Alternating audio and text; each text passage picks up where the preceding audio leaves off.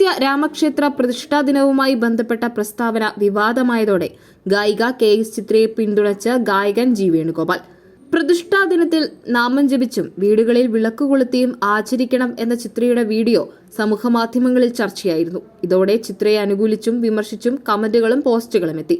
വിമർശനങ്ങളിൽ ചിലത് അതിരുവിട്ടതോടെയാണ് പ്രതികരണവുമായി വേണുഗോപാൽ രംഗത്തെത്തിയത്. ഇക്കഴിഞ്ഞ 50 വർഷത്തിലേറെയായി KS ചിത്രയെ അറിയാം. കഴിഞ്ഞ ദിവസങ്ങളിൽ ചിത്രയുടേതായി ഒരു വീഡിയോ വന്നത് സമൂഹമാധ്യമങ്ങളിൽ കാണാനിടയായി.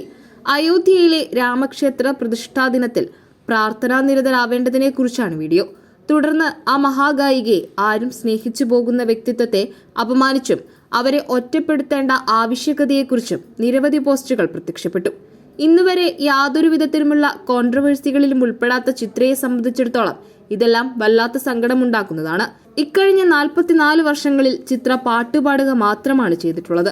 വായനയോ എഴുത്തോ രാഷ്ട്രീയ ആഭിമുഖ്യമോ ചിത്രയ്ക്കില്ല. ഈ ഒരു വിഷയത്തിലും ചിത്രയെ സംബന്ധിച്ചിടത്തോളം ഭാരതത്തിലെ ഒരു വലിയ അമ്പലവും അതിനോടുള്ള ഭക്തിയും മാത്രമാണുള്ളത്. ശാരീരികമായി വിഷമതകൾ അനുഭവിക്കുമ്പോഴും ഒരു വേദിയിൽ പോലും ചിത്രയുടെ ശബ്ദമിടറി കണ്ടിട്ടില്ല.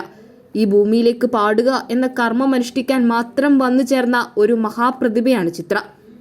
ഇതെല്ലാവർക്കും അറിയാവുന്ന സത്യം മാത്രമാണ്. ഇത്രയും ഗാനങ്ങൾ നമുക്ക് പാടിത്തന്ന ചിത്ര പറഞ്ഞതിനോട് അഭിപ്രായ വ്യത്യാസമുണ്ടെങ്കിൽ നമുക്കൊരു പ്രാവശ്യം ക്ഷമിച്ചുകൂടെയെന്നും G വേണുഗോപാൽ ഫേസ്ബുക്ക് പോസ്റ്റിൽ പറയുന്നു.